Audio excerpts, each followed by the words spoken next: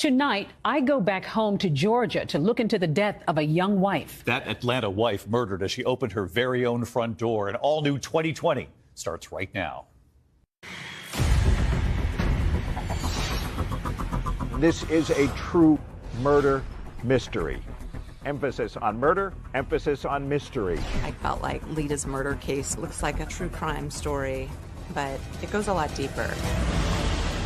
Who would kill this woman? She wasn't robbed. Somebody came to the door with roses and shot her dead. Was there a feeling that this had to be pretty calculated? She was shot with a 9mm semi-automatic handgun. No obvious suspect. Was she at all concerned about the fact that she was in an interracial marriage and that this was a difficult time in the South? It was not a welcoming place for a black woman to live. She said, I'm done. I'm packing up my stuff. I want you to see the puzzle. When I put it together and I show it to you, you'll never forget it. Your wife's best friend has been murdered, and police are looking at you.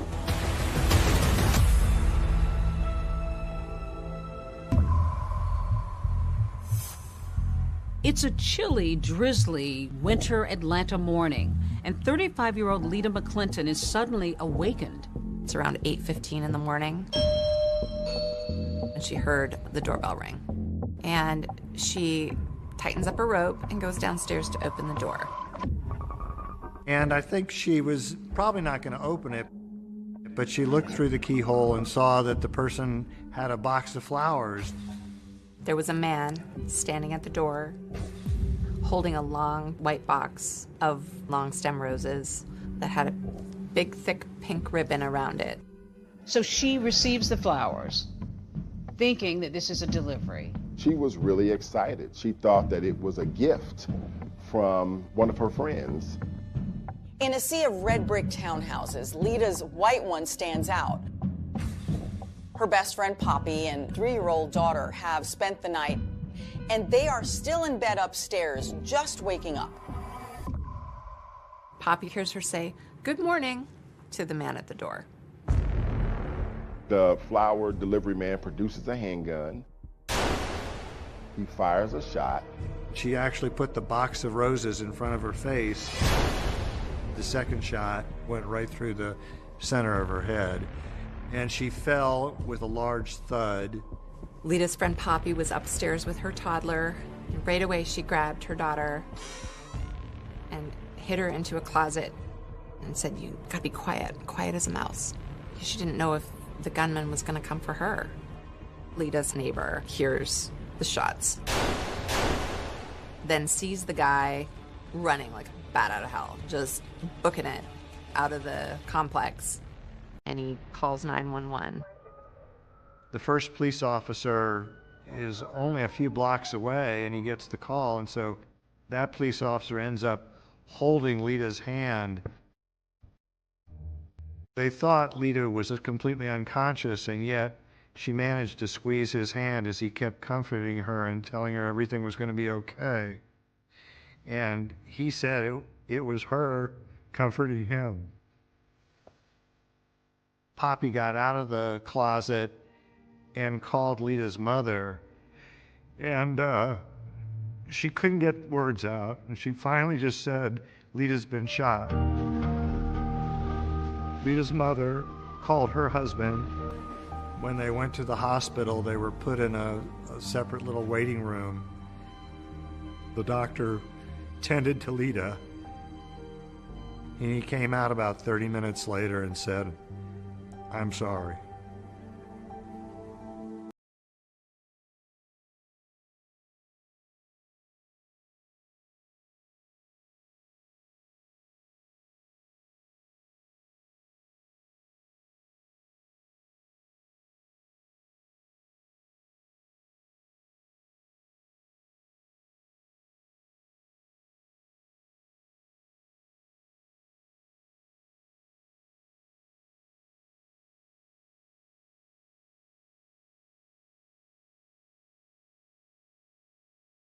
Never get easier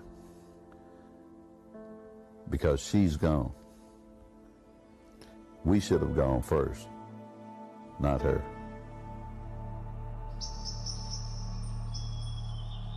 Atlanta's exclusive Buckhead neighborhood is known for its sprawling mansions, not murder.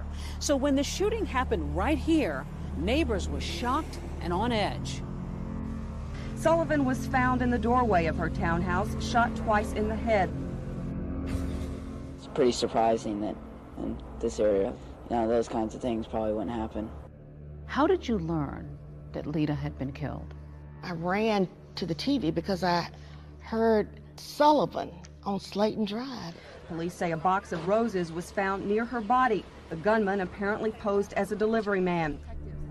And I said, oh my God, that's Lita. Detectives on the scene found a bullet fragment, 2 shell casings, and the box of roses. 2 gunshots from a 9mm penetrated the box. The weapon was never found. To this day, it's never been found. In this case, you had just a minor amount of evidence. At the time, it was the top story on the news, and law enforcement officers felt a great deal of pressure in order to bring Lita's killer to justice. For years, Lita's case was cold, buried underneath the weight of unanswered questions and fading memories. I'm Deb Miller-Landau, and I just wrote a book called A Devil Went Down to Georgia about the murder of Lita McClinton Sullivan. I covered this story for Atlanta Magazine back in 2004, and the more people I talked to, the more that I researched, the more I felt like I began to know Lita. So talking about the day that she died feels personal. The case was also personal to Clint Rucker, the prosecutor. When I came to Atlanta to meet up with him, I learned that one of his passions is puzzles, working from the outside in, which also translates to solving homicides. Where do you begin? How do you start to connect? When I'm putting together a puzzle, not only in real life, but also a murder case, I make an assessment about what it is I'm working with. I start to identify pieces of the puzzle that are foundational. Lita's murder case looks like a true crime story, but it goes a lot deeper. It's a story about love and loss and greed. Lita had been reared in Atlanta's Black elite. On the surface, she was living an Atlanta dream. A prosperous upbringing. A very prosperous upbringing. The expectations for her life were pretty high. Black women have had to be exceptional in order to be seen. And that was the case then, and I think it's still the case now. One thing seems certain, a murder of this kind is personal. Was there a feeling that this had to be pretty calculated? Police knew almost immediately Lita Sullivan was the intended victim. Who would kill this woman? She wasn't robbed. Somebody came to the door with roses and shot her dead.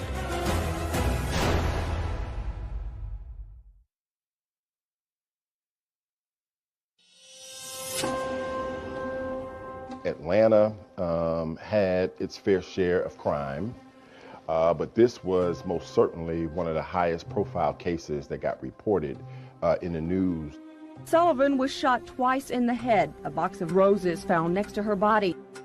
Using a flower delivery man and shooting her, it was something that just kind of stuck out to me. Atlanta, Georgia, billed as a vibrant melting pot, a destination for creatives. But if you grew up in Georgia in the 1970s, as I did, you know this was a very different place then.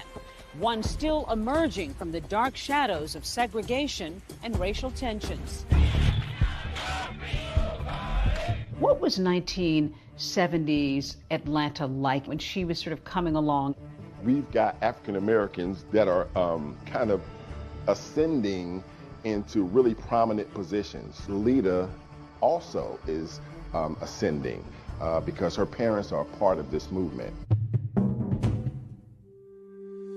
Lita's parents, Emory and Joanne McClinton, were both power players, movers and shakers in Atlanta. Emory McClinton was on the State Board of Transportation. Joanne McClinton was a member of the Georgia legislature. Joanne will tell you stories about being in really interpersonal meetings with Dr. King. She was the Maynard Jackson's campaign manager when he ran for mayor. I think the McClintons had high expectations for who Lita would become. Lita Sullivan was a true daughter of Atlanta.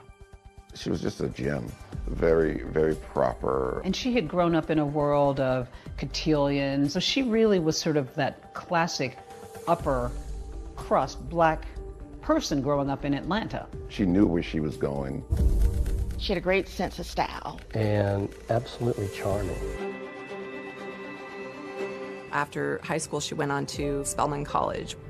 Her parents sort of hoped that she would enter the political arena like they were, but she was very much into fashion. She was working at a boutique at Lenox Square, and in walks this guy who had unruly curls and weird glasses and just immediately saw Lita and was taken with her. Fresh out of college, 24-year-old Lita is smitten with James, Jim Sullivan. He's a bit older, 35, and he's also white. He showered her with gifts. He just completely showered her with attention. He comes in, he dazzles her. What did you learn about him? I learned that what he saw was a fantasy in Lita. I think he looked at her as a young, very attractive, very smart African-American female. Another big difference between them is class. Lita has been raised in Atlanta's high society and Jim on Boston's gritty South Side. He grew up in a very middle to lower middle class environment. He went to Holy Cross College, got a bachelor's degree in economics. He always wanted more for himself. He always wanted to be a rich person, but it didn't seem like that was in the cards. He was an accountant. He was working hard, but he really wasn't getting ahead. But life is about to change for Jim Sullivan when he inherits a thriving liquor distributorship from his uncle, worth millions of dollars. Crown Beverages was worth around $3.2 million. Jim had become a wealthy man. So when the McClintons met Jim for the first time, they were like, who is this guy? He had this kind of manner that was very uncouth and brash, and they were sort of mystified about what their daughter saw in him. I mean, I think the only thing they had in common was that he was Catholic and they were Catholic as well. But everything else was complete polar opposites. Another concern, of course, was race. Remember, this is the 70s. Even though the country is watching color barriers slipping away on the hit show The Jeffersons, with Primetime's first interracial couple. Your parents have never gotten over the fact that I'm white. That's because you never got over being white. At that time, this was unusual. Georgia's anti-miscegenation laws that forbade blacks and whites to marry had only been repealed 10 years earlier. Still, despite their obvious differences, Jim Sullivan pops the question to Lita. So the McClintons were like, you cannot marry this man. They felt like Lita was really making a mistake and was kind of caught up in the exuberance of this relationship. Despite her parents' strong objections, Lita and Jim are engaged. But on the eve of her wedding, Jim drops a bomb. He tells Lita that he has been married before and that he has 4 children. Lita was shocked. And then, the very same night, Jim Sullivan blindsides his bride-to-be again. He whips out a piece of paper and he says, can you sign this? And then she looks down and sees that he's drawn up a prenuptial agreement.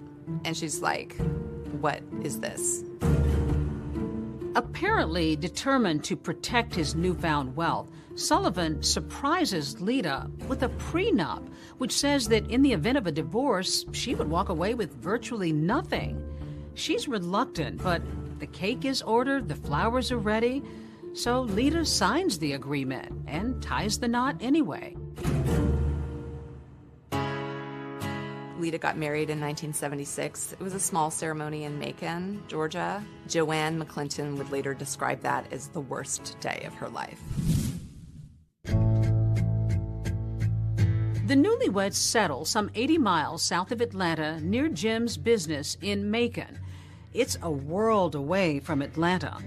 But Lita agrees to give up her current job and her income and become full-time Mrs. Jim Sullivan. They bought a house in Shirley Hills, a very affluent, very white part of Macon. Joanne and Emery McClinton feared for their daughter. Being part of an interracial couple in Macon, Georgia in the 1970s would have been extraordinarily challenging. The neighbors were like, "You have the gall to bring a black wife to Shirley Hills." People threw garbage on their doorstep. The out-and-out racism had to be tough for Lita. But she moves forward and makes some new connections and friends, including Yvette Miller. When Lita and Yvette occasionally go out to eat, she notices something a bit curious.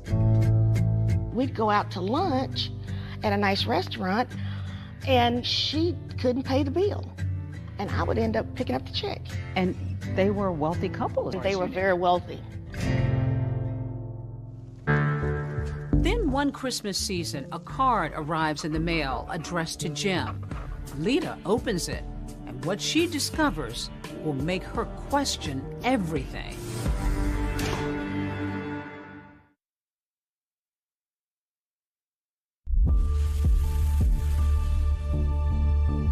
Lita and Jim Sullivan's first few months of marriage seemed to be going well. They were both intelligent, both attractive, definitely upper class, high society.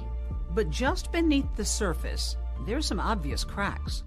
They seemed to be loving at first. At first? He was not that nice to her, and he was not that kind to her. Was he brusque? Was he brash? He was a bit arrogant. Even though he had all of these resources, he did not, in my opinion, take care of his wife. Friends say that the once generous millionaire has suddenly become a miser. He was notoriously cheap. He would wear his dead uncle's clothes around the house. He would use the sheath from the dry cleaning as saran wrap in the kitchen. He didn't want Lita to work, but he kept her on a very tight allowance where he gave her $150 a week. Did she express any discontentment with her marriage? When we were at those restaurants, Jim just does not give me enough money to take care of me and the house. You know, she clearly was not happy. Was there talk of infidelity? Lita had several instances where she questioned whether or not her husband was actually having an affair. One day she finds a long blonde hair in their master bathroom, and she asks Jim about it, and he says, "I don't know what you're talking about." They got into this cycle of, she accused him of philandering. He would deny it, and then he would buy her sort of an expensive jewelry apology.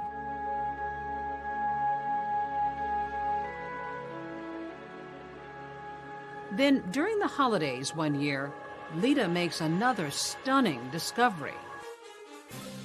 A Christmas card came addressed to Jim. She opened it. A woman wrote in something like, "Missing your kisses." The woman's return address was on the envelope, so Lita went and spoke to her, and the woman said that she had been having an affair with Jim. Lita is distraught and goes home to be with her parents in Atlanta. But her husband manages to lure her back, increasing her weekly allowance in a now post-nuptial agreement. Now it's $300 instead of $150 a week, but it still shows that all of their assets belong to Jim. That's right, the successful business, Lita's Mercedes, multiple properties, even her jewelry, still belong to her husband in the event of a divorce.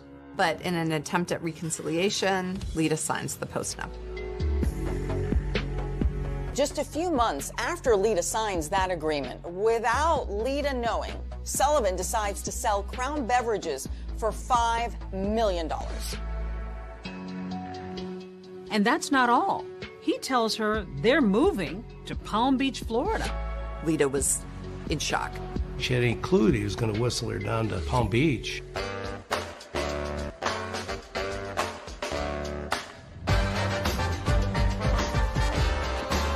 But Lita's new Florida home, located a stone's throw from what would become Mar-a-Lago, is more elaborate than she ever would have imagined. Called Casa Alita. It's a 17,000 square foot mansion with 8 oceanfront bedrooms. It was just unbelievable. When you went to Jim's home, you go through this tunnel and you would be at the beach. It's your own private beach. But for Lita, everything that glitters isn't exactly gold. James Sullivan very much wanted to integrate himself into the upper echelons of society, and his aspirations did not include Lita's participation. It was not a welcoming place for a black woman to live. And when he found out that to sort of scale the level of social plateau he was looking at in Palm Beach, having a black wife was a serious impediment to that. She was left out of some affairs, and she really became upset. So even though they had money, this is a moneyed crowd, didn't really matter though. He was barely rich compared to Palm Beach. Did he want to be in that crowd? Oh, yes. He wanted to, be accepted as one of the rich and famous. It doesn't take long before Jim starts to flirt with other women. And it's at a cocktail party that one particularly elegant Palm Beach woman catches Sullivan's eye. Jim sees Suki Rogers, who is a Korean-born socialite. She was telegenic. She had a spicy personality. I think a man like Jim Sullivan could not help but be intrigued by this beautiful woman. They started dating. He's still married to Lita. By now, the Sullivans have been married nearly 10 years, but things are about to explode. Lita finds women's lingerie in their master bed. It's the bra that broke the camel's back. She said, I'm done. I'm packing up my stuff, and I'm going back home. Lita arrives back in Atlanta. The very next day, she files for divorce from Jim. But Sullivan fights Lita every step of the way, and the divorce drags on. Did she seem concerned, worried, nervous about her breakup? What I detected was she was excited, and she was cutting the cord and leaving Jim alone. She wanted her life back. While Lita is looking forward to a new life of freedom, she can't be happy about the prospect of leaving her marriage with virtually nothing. No career, no Palm Beach mansion, no Buckhead townhouse, and $2,500 a month in alimony for 3 years. So Lita is going to divorce court, determined to fight for what she believes she deserves. All she wanted was a reasonable financial settlement so that she could kind of go on with her life. January 16th, 1987 was set up to be a pivotal day in the lives of Lita and Jim Sullivan. A judge was going to decide whether or not to throw out the post-nuptial agreement. She might get as much as close to $1 million in cash and assets. The morning of January 16th, Lita Sullivan, she'd lose her life that day in a murder. With Lita out of the picture, Jim Sullivan stands to gain the property that they had and retain control over all his money. Sullivan was the main suspect. That is, until a treasure trove of secret recordings of Lita's private conversations are uncovered, taking this investigation in a whole new direction. And police are looking at you.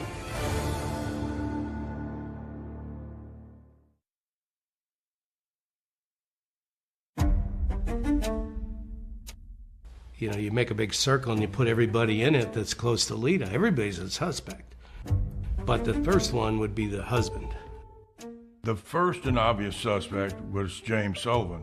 who stood to gain everything from her death, all the property, all the monies, and who was contesting the divorce. Detectives went down to speak to him in Palm Beach, and they put him through a polygraph.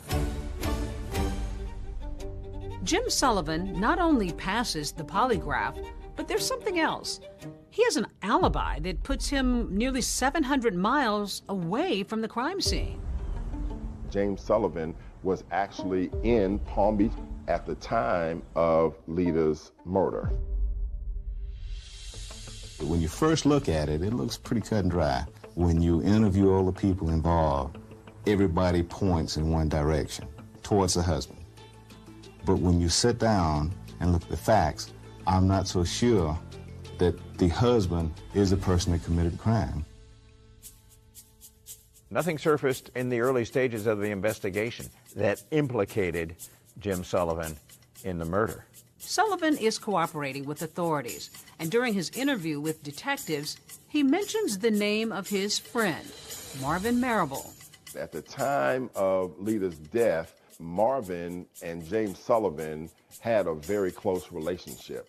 Remember, Marvin Marable is married to Lita's best friend, Poppy, who was in the Buckhead townhouse with her 3-year-old daughter the morning that Lita was murdered. But back before the shooting, the friendship hadn't always sat well with Marvin. When Lita moved back to Atlanta, they started, hanging out together. So she's disillusioned by her relationship. Did her failed relationship have any impact on your relationship? Well, from the standpoint of them, being together all the time and going out, yeah. Commiserating. Oh, absolutely. Certainly didn't help. I can understand her being there for her friend, but, sometimes you can go overboard, which is what happened in our relationship. Marable, a former New York State trooper turned entrepreneur, says Lita would often spend hours at his home with Poppy. And it was during this time, he says, coincidentally or not, that his own marriage began to unravel. I found a letter where Poppy was planning to file for divorce. So she was planning to file for divorce without your knowledge? Oh, yeah. That had to be a shocker. It was. So then you decided to try something a little questionable after that. I have a background in law enforcement. I don't see it as questionable. It's your own telephone in your own house. I put a recorder on the, people call it a tap, on the phone, and I started recording conversations. In the house phone? Mm-hmm. On the house phone. He began listening to Poppy and Lita's conversations and ended up recording more than 300 hours.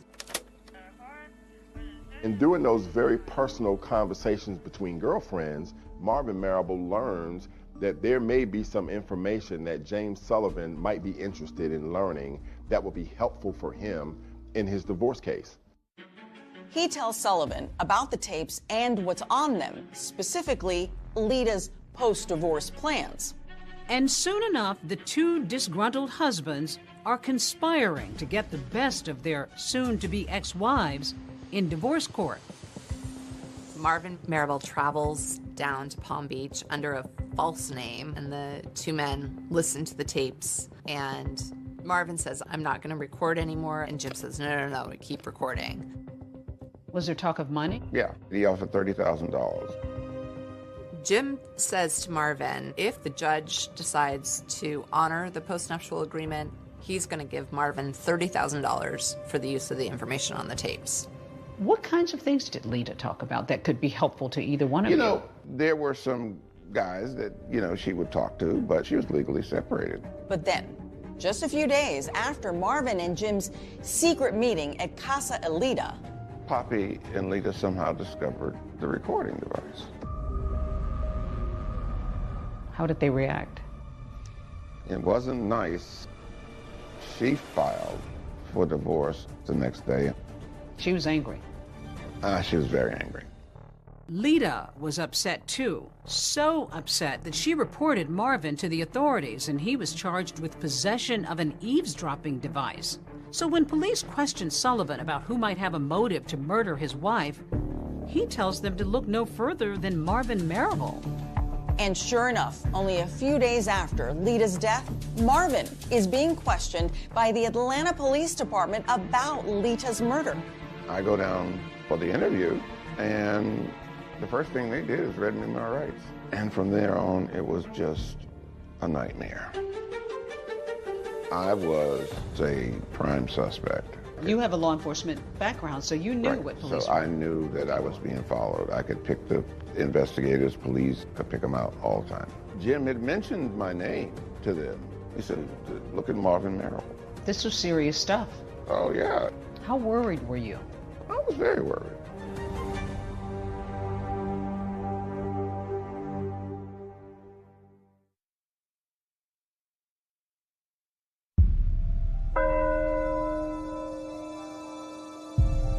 Joanne and Emery McClinton were beyond devastated.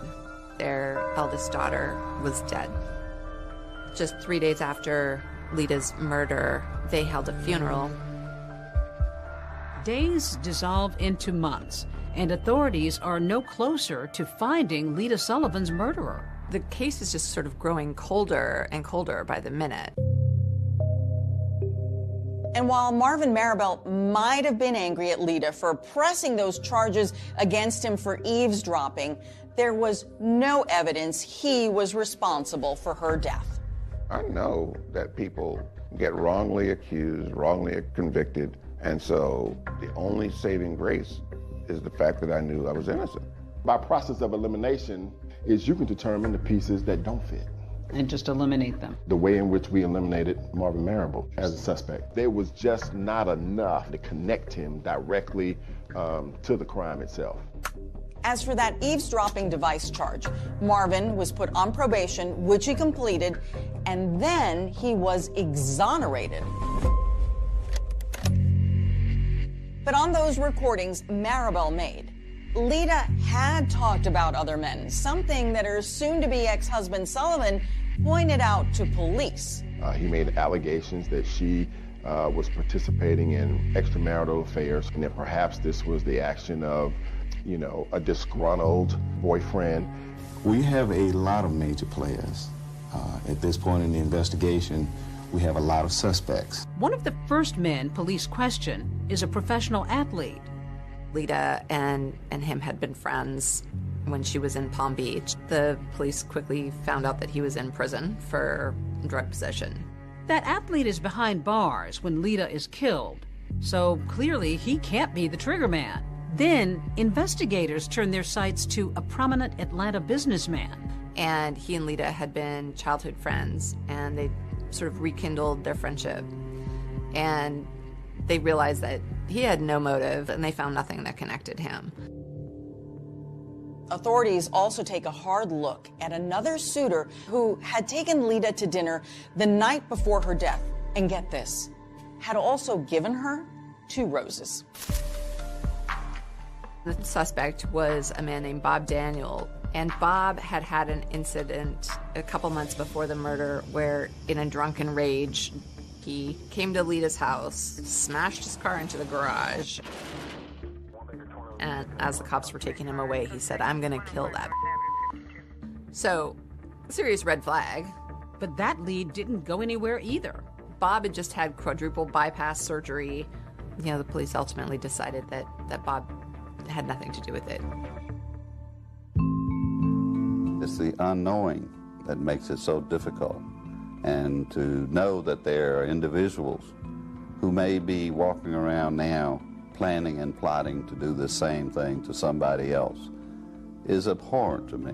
I remember having the impression it was like a festering wound for them. The McClintons want to draw attention to a $25,000 reward in the case. The cause of finding justice for Lita became their obsession, became their passion. The reward is for the arrest and conviction of those individuals responsible for our daughter's murder. To catch Lita's killer, the Atlanta Police Department assigns 2 veteran detectives to the case. If Lieutenant Walker bears a resemblance to actor Billy D. Williams, Welcome Harris reminds one of Columbo, the dogged, disheveled detective of television fame. Building a murder case was like making a mosaic. You know, you get a shiny piece of glass here, a gem there. You put it together and you hope that from it emerges the shimmering image of a killer. This particular case deals with what I consider to be high society. It contains a little bit of everything. Intrigue, mystery. These days, a lot of murders are solved using DNA technology, ring camera technology. But back then, it was detective work. She was shot with a 9mm semi-automatic handgun. Most important thing found at the crime scene was the roses. They canvassed all the area flower shops and quickly found that the roses had been purchased at the Botany Bay flower shop. They interviewed the worker in there, and he told them that this guy came in about 8 o'clock and bought these roses and paid in cash and then left. And he was in a small car. The florist gave a description of the man buying the flowers and another man who was waiting in the car. So detectives know they're looking for at least 2 men. Until yet another person is described to police. That flower delivery man who had looked Lita's neighbor right in the eye. There was a next-door neighbor of Lita's, lived over on the right side of her condo. He lived there. His name was Bob Christensen. He actually gave a description of the flower delivery man as a Caucasian, middle-aged man. They went down to the police station and worked with a police artist and got sketches. As the sketches were being completed, the officers were realizing, obviously, that the shooter was not Jim Sullivan and that the other individuals were all 3 distinct individuals. They didn't look anything like each other, so therefore we knew 3 people were involved. For investigators, this has all the earmarks of only one thing: murder for hire. All the evidence pointed to a hitman showing up at the front door, posing as a flower delivery man, and firing a gunshot into Lita's head. With investigators now exploring the possibility that Lita was murdered by a hired gunman, another critical piece of evidence comes to light: a mysterious phone call. And what they found was that on the same day that Lita was murdered, about an hour after the actual shooting, there was a collect phone call that was placed from a payphone right outside of Atlanta, Georgia. Was this a call from the killer? I don't know about you. I haven't had a collect call from a payphone. So as a cop, you probably go, I wonder if that's connected. And a tip from a woman 700 miles away may just be the big break investigators have been waiting for. I said, anyone knows that if you wanted to get a woman to answer the door, all you would have to do is take flowers to the door.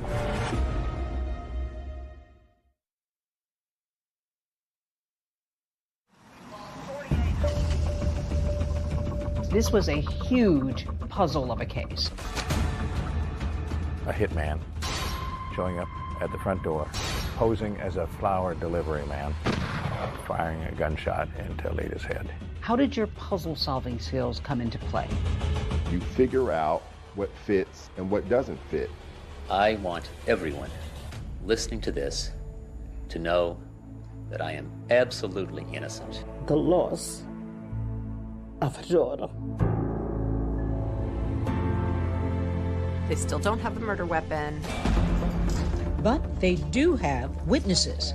Do you know anybody that can possibly take care of my problem for me? Because I need some help here. Anyone knows that if you wanted to get a woman to answer the door, all you would have to do is take flowers to the door.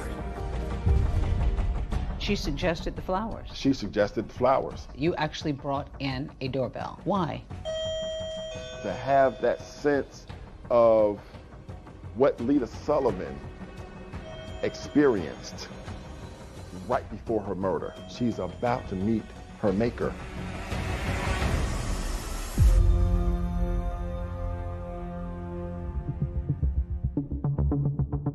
It's a deadly delivery of a dozen pink roses. 35-year-old Lita McClinton Sullivan opens her front door and is suddenly gunned down. On the year anniversary of Lita's death, there are no named suspects. They still don't have the murder weapon. They don't have a hitman. They don't have a paper trail that ties Jim or anyone else to a hit. But that's about to change when they get Jim Sullivan's phone records. On the same day that Lita was murdered, about an hour or so after the actual shooting, there was a collect phone call to James Sullivan's home in Palm Beach, Florida. It turns out to be from a rest stop in Suwanee, Georgia, maybe 30 or 40 miles from Buckhead. Using a phone call to call another state, that opens up federal jurisdiction, and in this case, that's the FBI. We believed the phone call from Suwanee rest stop to his home in Palm Beach, Florida, was sufficient indication that a contract hitter may have called him after doing the job. Enter Special Agent John Kingston, who takes a particular interest in that phone call and a whole slew of other calls Jim Sullivan made and received around the time of Lita's murder. I got a whole year's worth, 6 months before the murder to 6 months after the murder. Kingston notices a few calls, and one of them was to Bob Christensen, Lita's neighbor. When Kingston talks to Bob, he finds out that Jim had called Bob 3 days before the murder. Sullivan said, had he seen anything suspicious around Lita's townhouse? And Bob finds it strange. He hasn't talked to Jim in over a year. Bob Christensen shares something else with Agent Kingston. On the same day Jim Sullivan called him, 3 days before the fatal flower delivery, Lita heard a loud knock on her door at 5 or 6 in the morning. It was so early and so unnerving, she didn't answer it. So that made the call that he got from Jim even more suspicious. Kingston also finds that a call is made between Jim's house and a Howard Johnson's motel in Atlanta, just a couple of miles from Lita's house. This is really strange. One thing that he's learned about Jim is that he's not a Hojo's kind of guy. So he goes to the Howard Johnsons and asks if he can look through the records. They gave me the shoebox with all the registration cards, and I pick out 3 that I thought, well, these are awfully interesting. So I said, do you guys have the phone records? They said, yeah, sure we do. And I'm thinking, boy, these people keep really good records, and they keep them for a long time, and I'm really glad. They bring me the phone records for January 13th. I'm flipping through them, and all of a sudden I see 305 Palm Beach, South Florida area code. And I'm pretty sure it's Jim's number. And so I check my records real quick, and I go, yep, that's his number. And then I look, and I said, oh, look, it's from 518. That's one of the 3 cards I pulled out. Well, it just so happens I have a copy of it here. And one of the things it imparts is 3 individuals checked into the room. The individual who actually registered used the name Johnny Furr, but 3 individuals is important to me because I think 3 people involved in the crime. They put their car down as a Toyota 85 with a North Carolina plate. We believe that a Toyota was the getaway car for the murder. So there's 2 coincidences already. But remember, these motel records are from January 13th. Lita was murdered 3 days later on the 16th. Special Agent Kingston is beginning to surmise that the killers may have tried and failed to get to her once before. What I believe it to be is the killers having come down 3 days before the actual murder was committed, knocking on her door, her not answering it, and them having to stop and regroup and figure out what plan B is going to be. So I am in love with this registration card and becomes the focal point of my life for the next several months. Kingston's next move is to locate this so-called Johnny Furr with the North Carolina license plate. And to my surprise, there are 150 John or Johnny Furrs in North Carolina.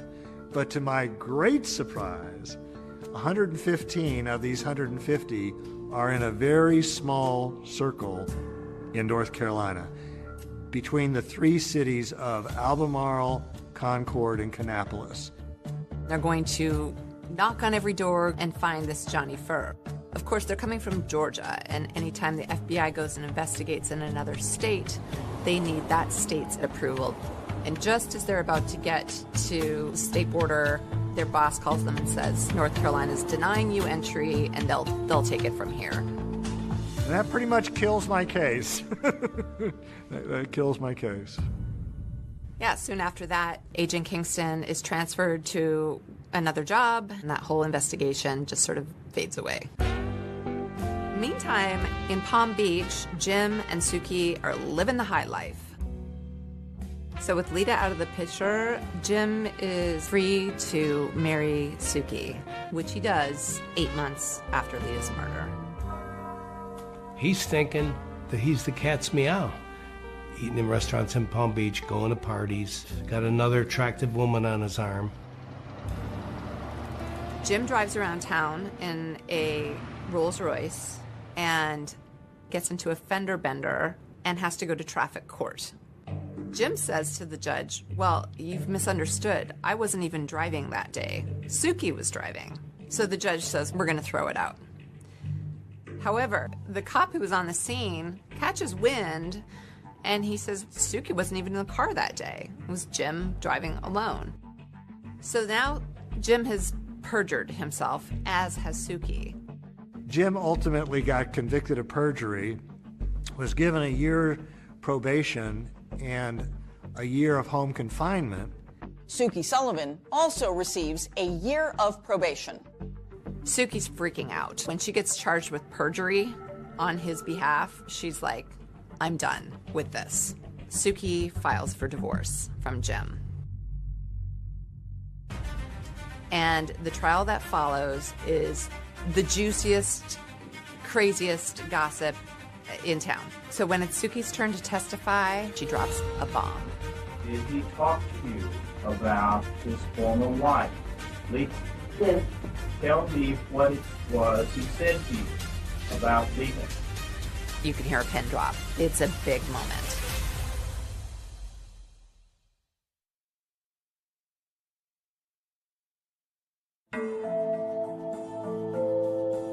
After 33 months of marriage, Suki files for divorce from Jim. Not surprisingly, it's another disputed divorce. But what might have been typical testimony about alimony takes a sudden turn in court. Tell me what it was he said to you about Lita. He hired someone to murder her. I'm sorry? He hired someone to murder her. She claimed that he confessed to her that he had Lita killed. This became a bombshell in the investigation of the murder of Lita Sullivan. Suki Sullivan's divorce testimony may be big news for the FBI, but it has zero impact on the divorce judgment, which favors her husband, Jim Sullivan, in nearly every way. His divorce was complete, but his life full of turmoil was just beginning. The opulent ocean-facing Palm Beach Palace may look like something out of The Great Gatsby, but while we watched, a new chapter in a crime story was unfolding. We develop information here at WSB. There's going to be a raid on Jim Sullivan's Palm Beach mansion, and that is the biggest break in the Lita Sullivan case since the murder itself. Investigators from the FBI, Atlanta Police, and the Georgia Bureau of Investigation were on the grounds of a mansion identified as that of James Sullivan. All of a sudden, Jim Sullivan is clearly in the crosshairs of federal authorities. They got a tip that Jim, now a convicted felon, has guns in the house. Of course, you're not allowed to have guns if you're a convicted felon. So they put together a sweeping affidavit to get a search warrant. We did see a number of guns loaded into a car and this box carried out. When they found the guns, he was in violation of his probation, and so he went to jail for 9 months. All this time, a federal grand jury has been convening in Atlanta. They've got what they found in the mansion. They got what they found in the phone records. They've got Suki Sullivan. They've got the neighbors. What they don't have are the identities of the hit team. There's a problem, though. We, the federal government, have a 5-year statute of limitations, which is going to be up on January 16th of '92. With 5 or 6 days to go before it expired, the U.S. Attorney made a bold decision. We're going to take our best shot with what we got right now, so they indict Jim Sullivan. Jim Sullivan is indicted on multiple counts of arranging Lita's murder for hire through interstate phone calls. Millionaire James V. Sullivan is on trial in connection with an alleged murder for hire plot.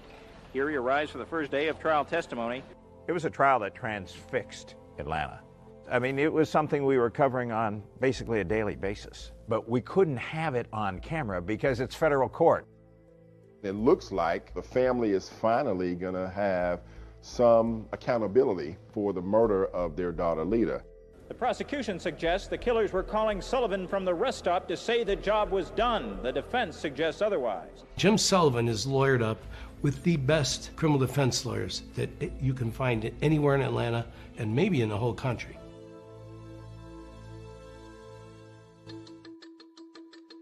There is no evidence at this point in this case who placed that call, or whether that call was placed by anyone connected with the crime. The prosecutor spent 2 weeks telling their side of the story. Suki, the woman he married months after Lita's death, delivered some of the most dramatic testimony the jury has heard. They build what they feel like is a really strong case. And then a big bombshell hits.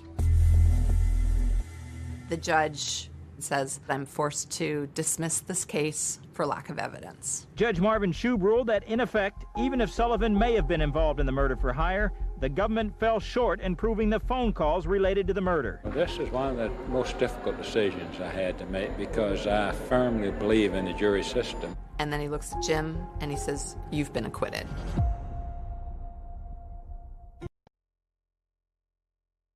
This was ultra shocking.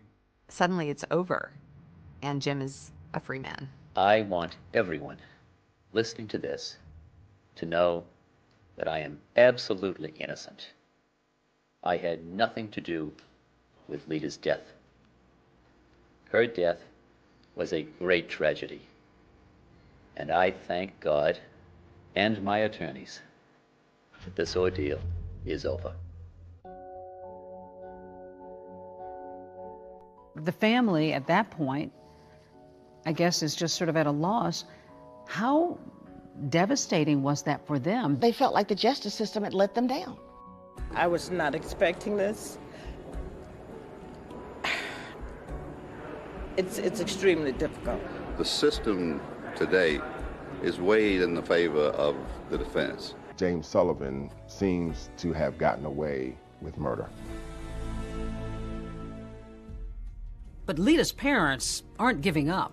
They file a wrongful death suit in Palm Beach, Florida, and they win.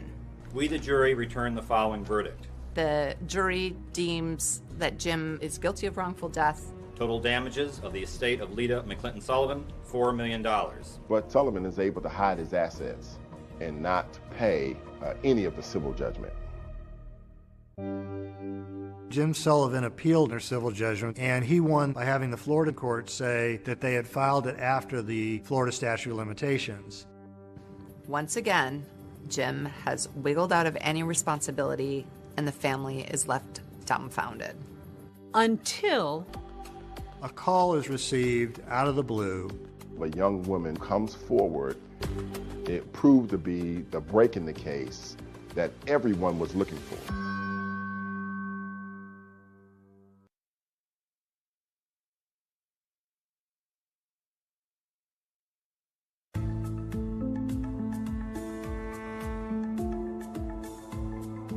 11 years have gone by since Lita Sullivan was gunned down on her doorstep when a tip comes in from a town 700 miles away.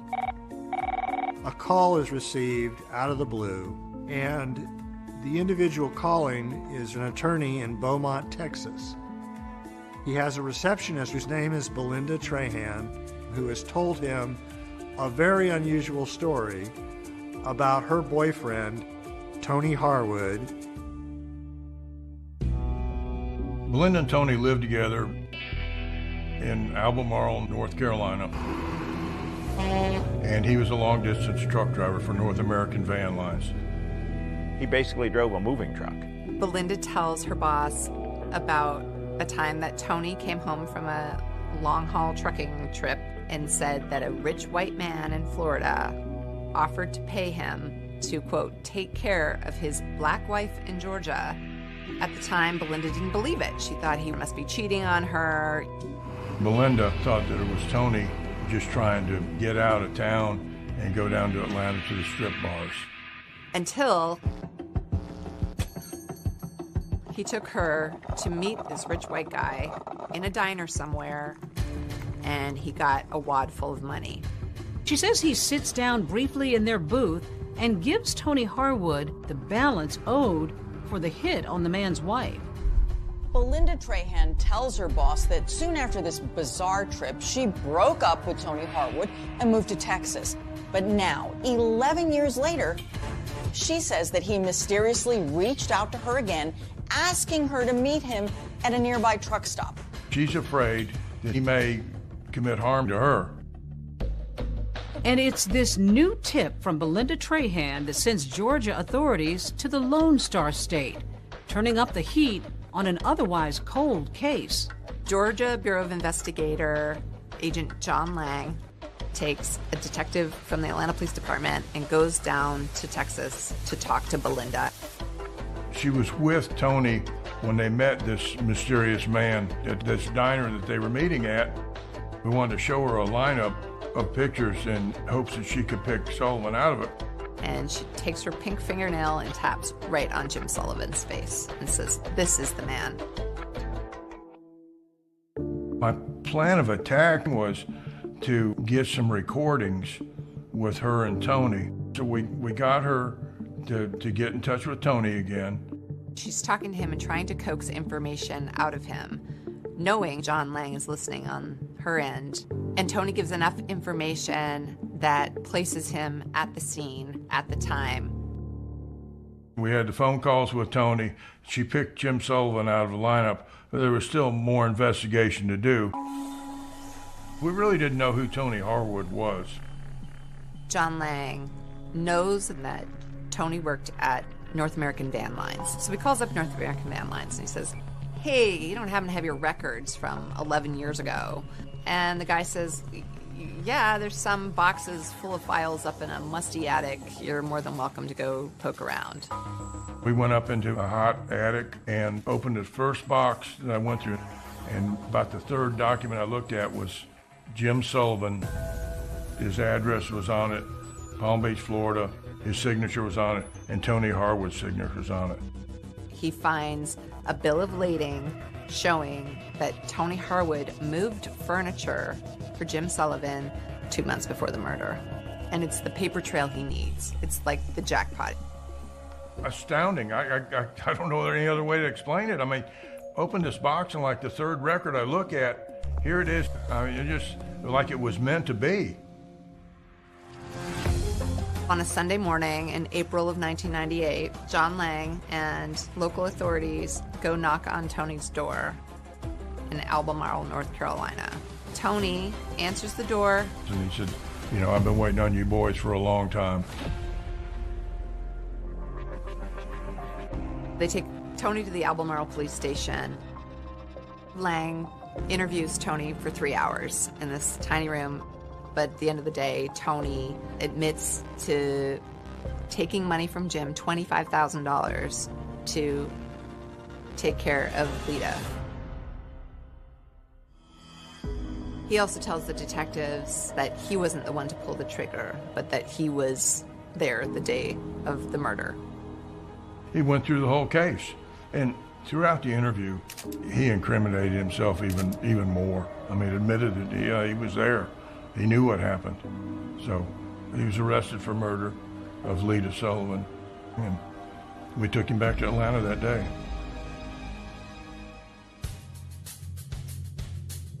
After Tony's arrest, things moved pretty quickly. We are here today to announce the issuance of a warrant for the arrest of James V. Sullivan. They got enough to get Sullivan. And now, boom, Sullivan hears of this and blows. He takes off. We have reason to believe that he's outside the country. He's just gone, vanished. Investigators say he could be anywhere. He is nowhere to be found.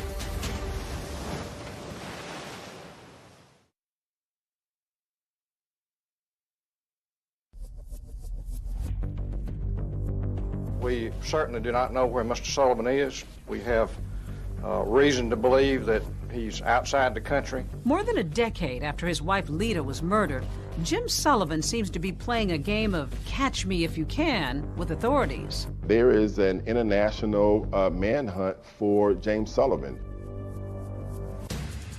Well, Jim moved to Costa Rica, actually bought a home there. In 1998, after an arrest warrant was issued for him, he immediately, like that night, went to Panama. If you have any information concerning James Sullivan, you should contact the nearest U.S. embassy or consulate. We didn't know exactly where he had flown from Panama, and we didn't know exactly where he had gone. His trail goes cold. They put him on Interpol, and it was just cold. They've tapped phone lines, anybody that he might have called, and he's called no one, not even his mother. There was a few tips that came in. The tips are just dead ends. The McClintons, they're dumbfounded that this guy could, get away again. But in late 1999, with Sullivan still completely off the grid, the heartbroken Emery and Joanne McClinton do get some good news. Last week came this, a court decision reinstating a $4 million judgment against Jim Sullivan in connection with a wrongful death case brought in effect by Lita's estate. Lita's family and law enforcement officials hope that a renewed hunt for Sullivan's money will help smoke him out.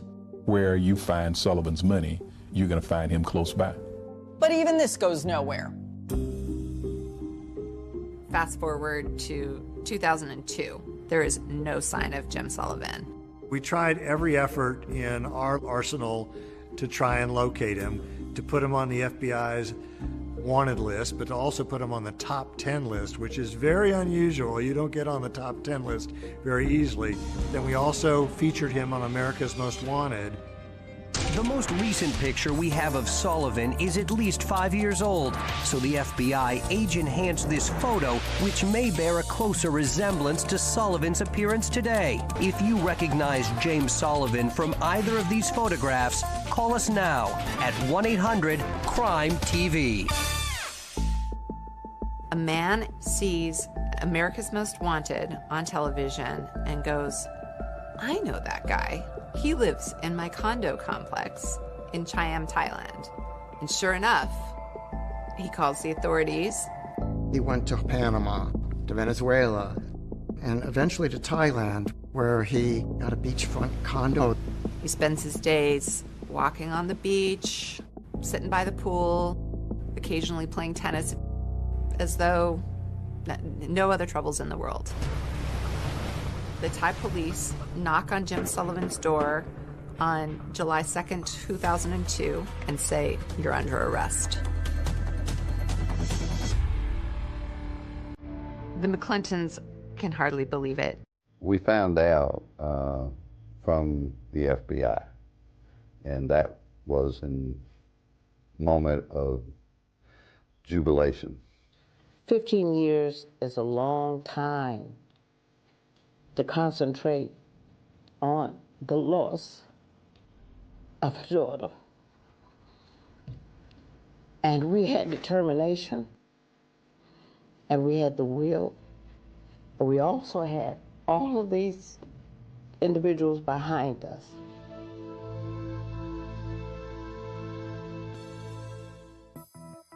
Almost as soon as Jim Sullivan is arrested for murder, Tony Harwood, who has continued to deny being the trigger man, agrees to a plea deal. Tony kind of sees the writing on the wall. Harwood just decided that he would plead guilty, the negotiated plea for manslaughter, and that, in turn, that he would testify against Jim Sullivan.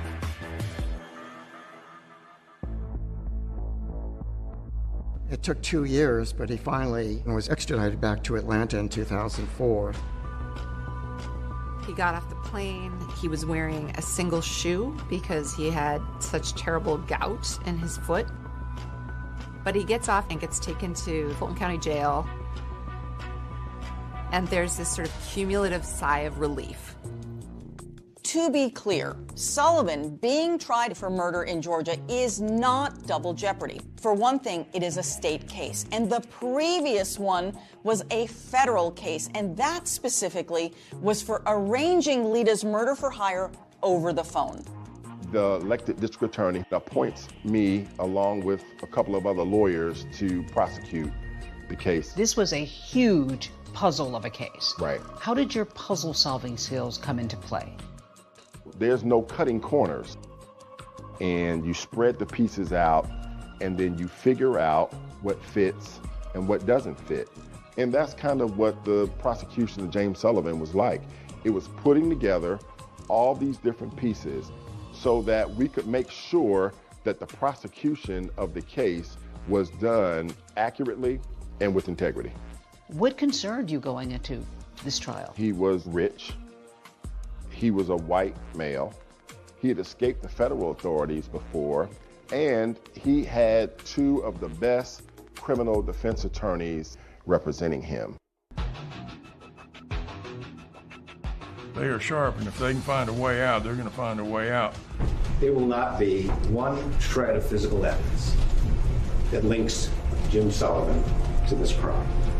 Jim has eluded justice so many times that there's a real palpable fear that he's going to get away with it, that he's going to elude justice again.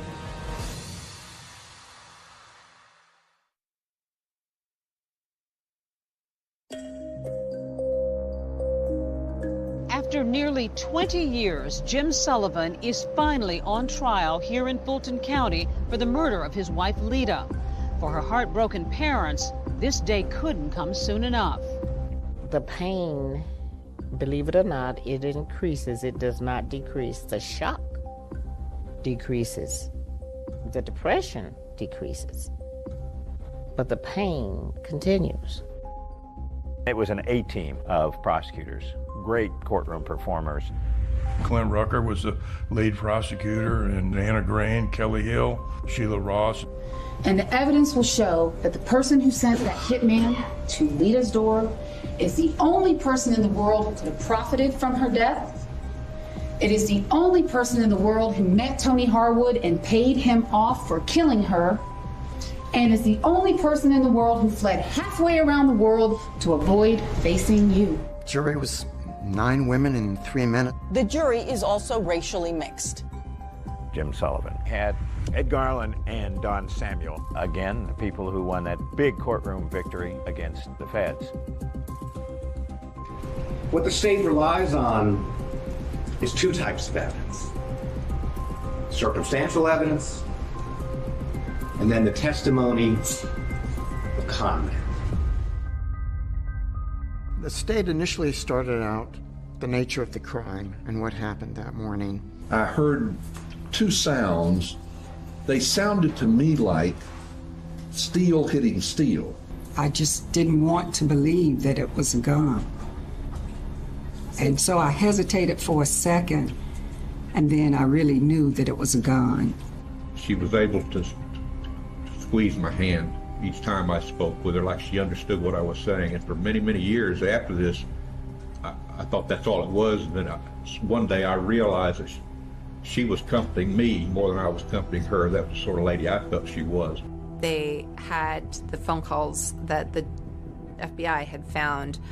There was a call from this room to Mr. Sullivan's home at 7:44 in the morning. But all this testimony notwithstanding, it's Belinda Trahan and Tony Harwood who everybody wants to hear from. Belinda Trahan was the most important witness in the case. He told me that some white guy who wanted to take out his black wife. I didn't believe it. Why not? I've been with him for 3 years, over 3 years. I mean, I figured he met someone because we were on the outs. Most chilling about Belinda's testimony is that she confirms that there was at least one failed attempt on Lita's life. She testifies that when Tony had gone to Lita's house on January 13th, then she didn't come to the door. They drove back to North Carolina and told Belinda that, it didn't work. But Belinda testifies that hearing that from her boyfriend left her incredulous. I said, just don't even lie to me. I said, because anyone knows that if you wanted to get a woman to answer the door, all you would have to do is take flowers to the door. Did you in any way mean for that to be a suggestion as to how to get the job accomplished? No, not at all. Here's Belinda Trahan, and she is falling on the sword about what she did. She suggested the flowers. She suggested the flowers, and she admitted that on the stand. You brought in the diner booth where they sat. Why couldn't you just tell the jury and show pictures? I want you to see the puzzle once it's all put together. Yeah, I can show you the box. I can show you a photograph of it, but when I put it together and I show it to you, you'll never forget it. Pushed the paper across the table like this, and then Tony put his hand on it and took it from there. And there was a particular moment when she is asked to stand up in court and identifies the person she witnessed give Tony Harwood an envelope full of money. Please, point him out. It's right there. He can't even make eye contact. Your Honor, may the record reflect the witness has identified the defendant, James Sullivan. But if prosecutors feel like Belinda Trahan's testimony is helping their case, they have to know that it's just as big a risk to put Tony Harwood on the stand. Can you show the jurors the body language Mr. Sullivan used and the tone of voice, if it's possible, that he used when he was explaining to you that his wife Lita was a problem? You know, I've got this wife of mine up in Atlanta, and she is just trying to take everything I've got. And I don't know what to do about it. I need someone to take care of my problem. Do you know anybody that can possibly take care of my problem for me? Because I need some help here. We could prove Tony Harwood and James Sullivan actually met each other. So I spent the first part of Tony Harwood's examination confirming his signature on the hotel receipt. And I put signature, Johnny Fur. The fact that he actually went to the flower shop. Who actually went inside the flower shop to purchase the flowers? I did. They had Tony Harwood saying that he was the one who made the collect call to Jim Sullivan's house. What did you say to him? I said, Merry Christmas. And he said, I understand. And that was it. What were you trying to convey to Mr. Sullivan by giving him that signal, those code words? That his problem was taken care of. The defense had their chance to cross-examine Harwood. Not a single question. The two key witnesses were, of course, Belinda Trahan and Tony Harwood. And so, in closing arguments, the defense assailed their credibility. You should reject everything that came out of his mouth. Harwood says envelope in the bathroom. She says an envelope at this booth over here. Garland presents to the jury a letter-sized envelope stuffed with bills. Harwood had said it was all cash in $20 bills. See, oops, some of it fell out. There's some more. It won't fit in an envelope. The whole story just doesn't make sense.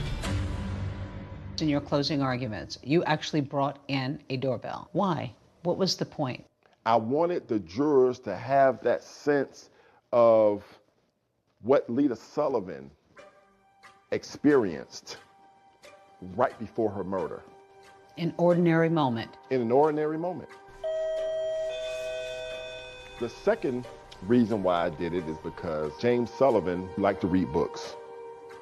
And one of his favorite authors wrote a book called For Whom the Bell Tolls.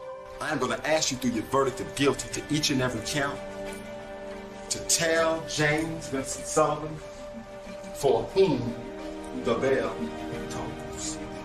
Tell him that it tolls for thee. For you. For you. And then I rang the doorbell 3 times.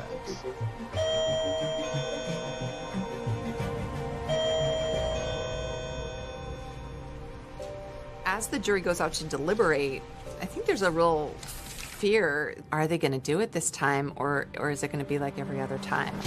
I do not see this as a slam dunk for the state. There's this anxiety. You're worried, but you're hopeful. I don't care who you talk to that does this kind of work as a litigator. They will tell you, oh, I can look at the jurors and I probably can tell you what they're going to do. No, you don't. You don't.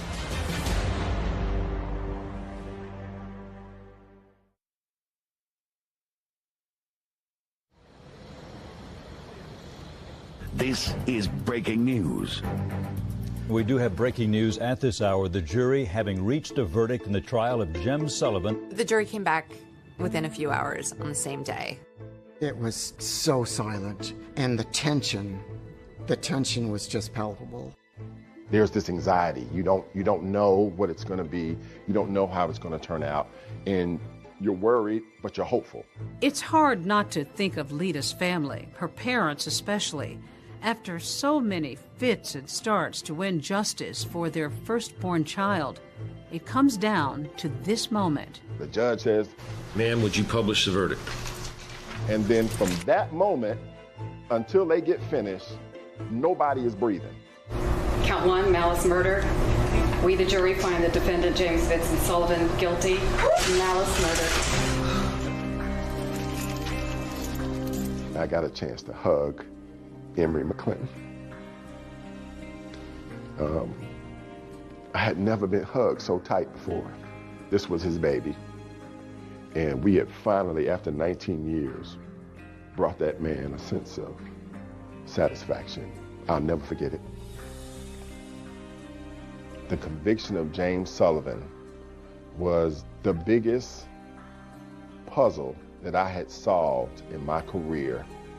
And it is one that gave me the most satisfaction that I had ever experienced as a prosecutor. The court hears victim impact statements. What a loss it was to have Lita gone from their lives. I dream of Lita often. She is smiling and walking in my direction, and I in hers. But we never reach each other. The jury came back and gave him life in prison without the possibility of parole. I am so very pleased, and I'm happy. What we were waiting for was something in our judicial system, something to happen and to bring it all together, and that's what you see today. Why did it take 20 years, do you think? It goes back to the resources. He had privilege? White privilege, completely. He knew how to manipulate people, and he had the resources to do that. You've got a black victim, you've got a white defendant. Did race hover in this courtroom over this case at all? I think in our criminal justice system, unfortunately, race always permeates throughout a case. But I'm thankful to say the evidence in the case overcame that racial component. They never received any money. Is there money? Where is this money? He's been able to secret his money. For the McClintons, seeing him rot in a prison in South Georgia brings them a whole lot more satisfaction.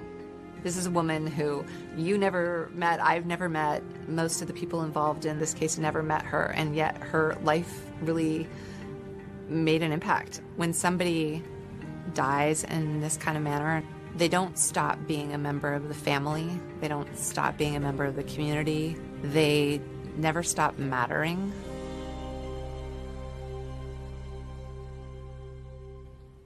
David Tony Harwood was released from prison in 2018 after serving his 20-year sentence.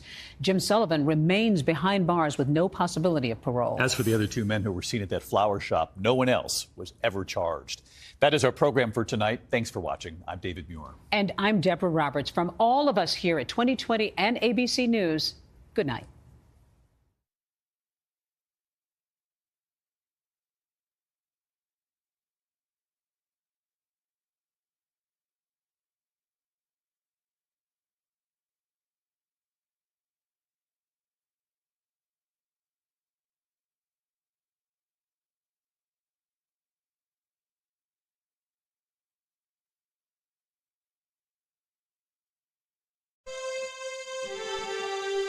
अल्फ अल्लाही ज़ात तू ऐ झोर सदकै जेड़ो कुल कायनात चलाण आलो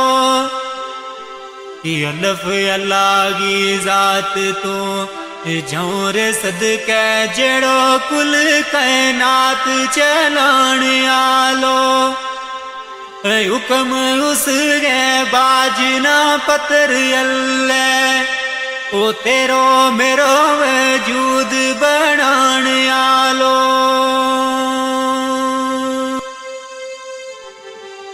18,000 मखलूक गो ऐ मालिक सुनो रब सुनो जमीन आसमान आलो अर्श फर्श लो कलम महफूज कुर्सी जिया जून ना रिज़क खिलाण आलो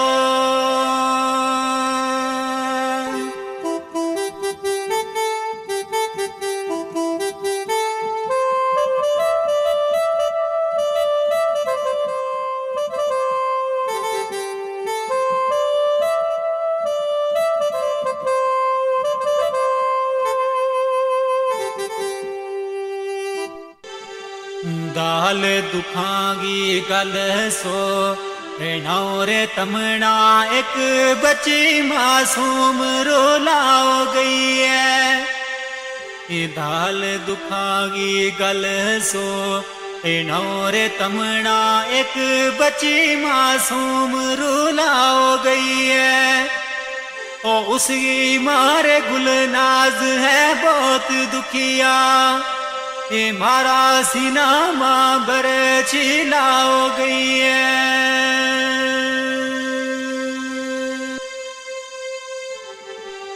नाओ बच्ची गो अफसा में मूद सोनो रोग उमरा गो सुनी लाओ गई है ओ जिला पुणछ गिरा शिंदरा सोनो ऐ दुखिया दिलाना अफजारो लाओ गई है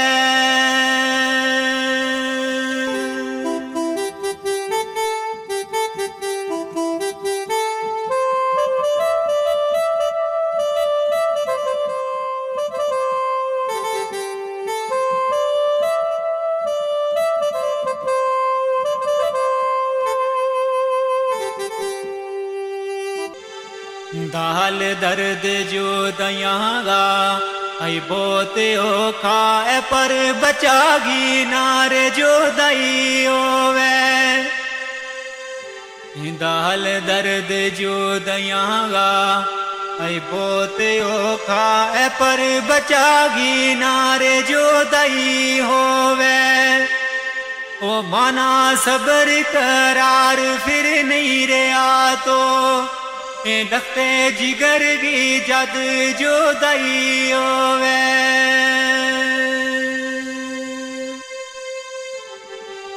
बाप उसको मैं मुँह दियो हुसैन दुखिया अफसा जही बची सीने लाई होवे ओ दुख मुझ जावेद माँ बाप नावे ओ बचा किसे ही नारे जो दई होवे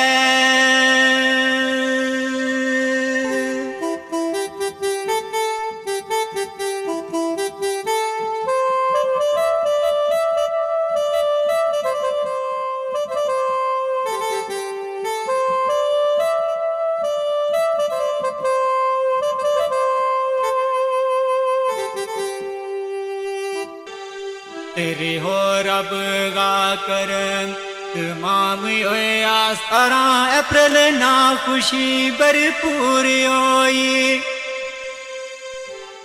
रिहो रब गा करम तमाम होया 17 अप्रैल ना खुशी भरपूर होई ओ अल्लाह पाक ने दिती एक बच्चियो सोनी ऐ गुनाहगारां गी अर्ज मंजूर होई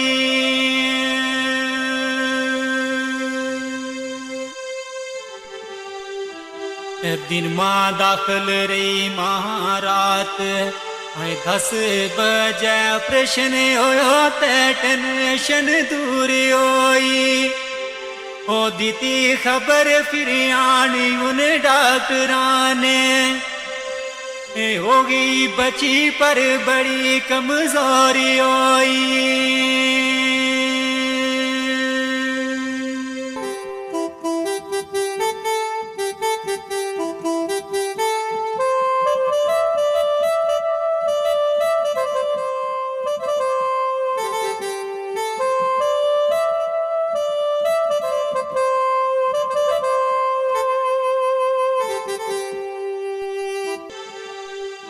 सलाह दीती वीर डॉक्टर है कमजोर बच्ची ले गए बीच मशीन रखाओ दीती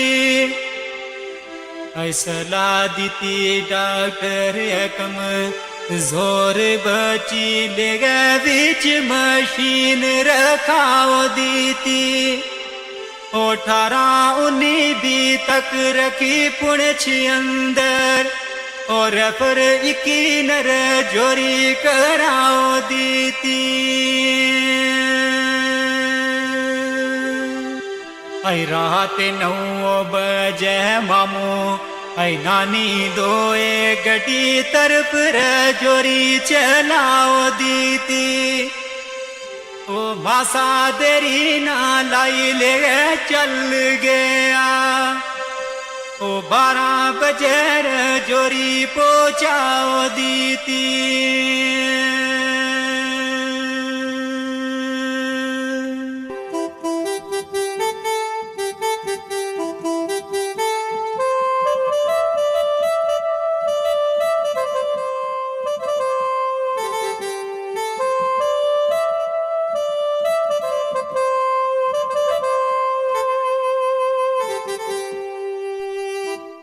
किसना चैन सकून फिरे आई उस दिन तो रास्ता बिच डाडा परेशान होया आई किसना चैन सकून फिरे आई उस दिन तो रास्ता बिच डाडा परेशान होया रात 12 बजे जोरी पुजया कि जल्दी डॉक्टरां कोल रवाने होया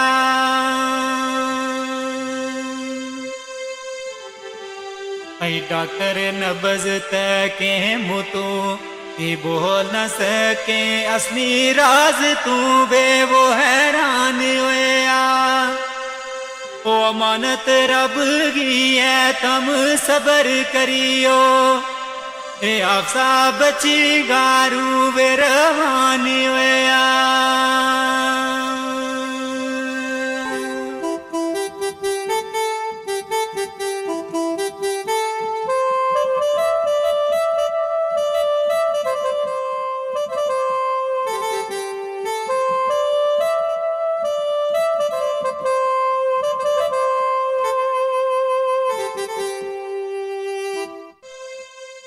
किसना होश रे ओ सुनी ये खबर जिस दम आया है आप जायमना छोड़ गई है ऐ किसना होश रे ओ सुनी ये खबर जिस दम आया है आप जायमना छोड़ गई है ये एम्बुलेंस करी वापस पुणछ चलना मारी किस्मत अज मुखरे मोड़ गई है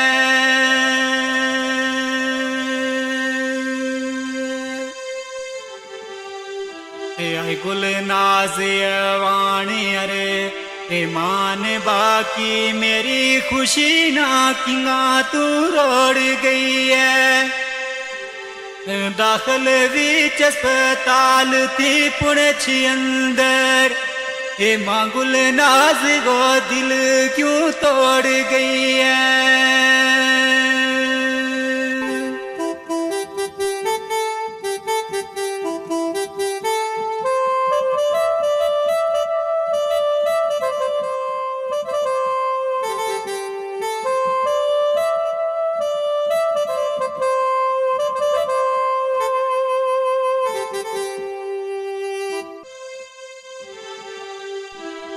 अप्रैल बईना सुबह गए 5 बजे वतन शींदरा पुजे आयान सदके अप्रैल बईना सुबह गए 5 बजे वतन शींदरा पुजे आयान सदके माना 10 बजे एम्बुलेंस आने तेरा तकन गाया अफजायर मान सदके ते कितना दुख था महंगा काल जामा जाने वाया रब रहमान सदके और वे बाप महमूद परवेज नानी नाले रोवे सजाद यमान सदके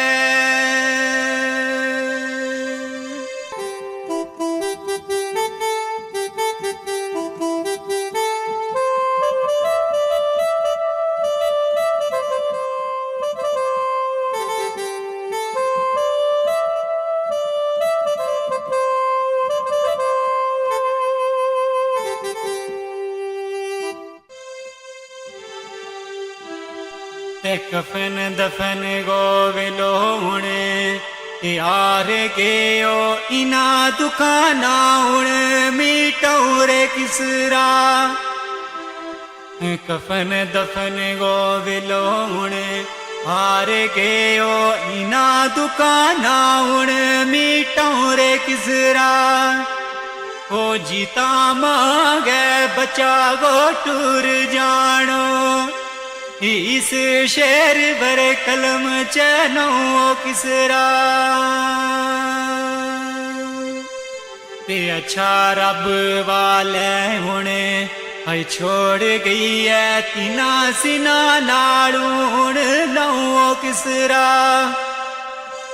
सबर या तो नी दिल मां याद तेरी रोता दिला ना चुप करूं किसरा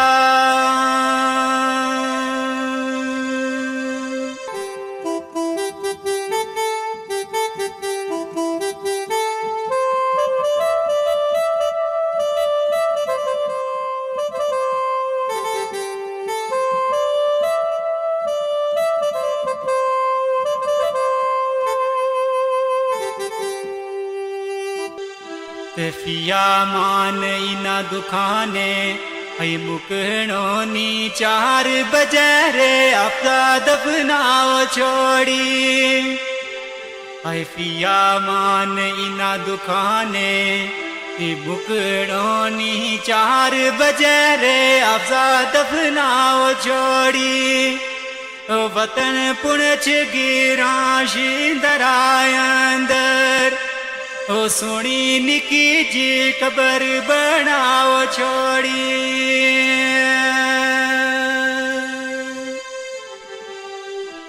सबर करियो महमूद गुल नाज दोए मानत रब गी रब ने छुपाओ छोड़ी ओए पिया मान जावेद इजाजत ले ले जख्म मोड़ी भी क्यों रे दुखाओ छोड़ी